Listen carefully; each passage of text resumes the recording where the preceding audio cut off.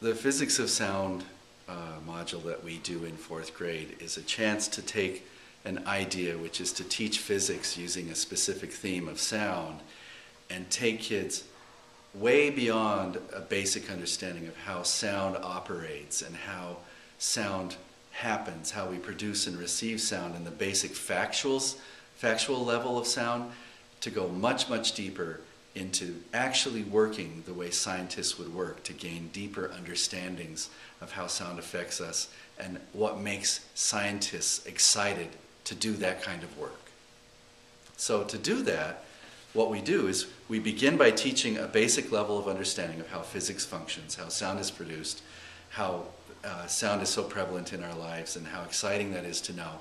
And then I spring it on them that they get to choose a specific topic and become the expert in that topic. That's what opens the doors to go very, very deep in their work. They get to learn a lot more factual information about a specific topic.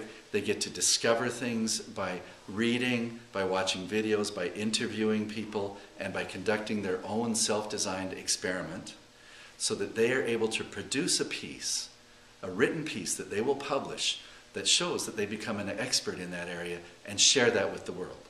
That's what's exciting. They also get to reflect on the whole process in an evaluative, in a very powerful, higher order thinking skill way that lets them think about their thinking, so that they will never forget what they learned, and they'll never forget why it was so exciting when they learned it.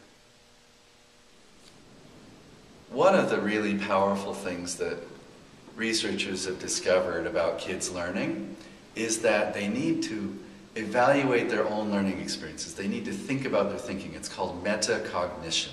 So if they think about their thinking and then write a story about it, they've actually taken their learning to a much higher level by doing that. And actually they're going to write a chapter of their book that includes that kind of thinking about all the different experiences that they have over about a 2-month theme that we do. Now, an example of some of the work that we do is right here in the physics of sound. These are all sound maps of each child's bedroom. So they go home, and you might think about it. You know, kids will often do things like this in schools, but what each child gets to do, what they're required to do, was to make a picture that includes their bed, that includes their door, and includes a lot of different features in their room, and then they needed to describe, for instance, this one here, they needed to describe, so this one has 2 beds, looks like a third, maybe a guest bed. Wow, I'm seeing some other things here. A lot about beds. But to describe the kinds of sounds, the categories of sounds that exist in their room. So this little girl actually came up with a map key that include creaky sounds, soft sounds, long sounds, and high sounds. She took the requirements beyond, I only required 3, she made it into 4, came up with symbols for each of those sounds, and then applied symbols to each producer of sound in their room, you see? So everybody's room was different. So everybody did a different kind of job. Some of them were sketchier. Some of them were more schematic. Some were highly, highly detailed. And some were something in between. Every one of them was individual. Every one of them was unique.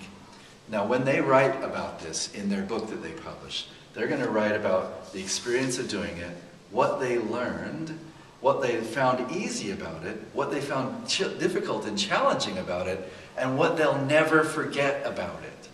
And once they write that down, they won't ever forget it.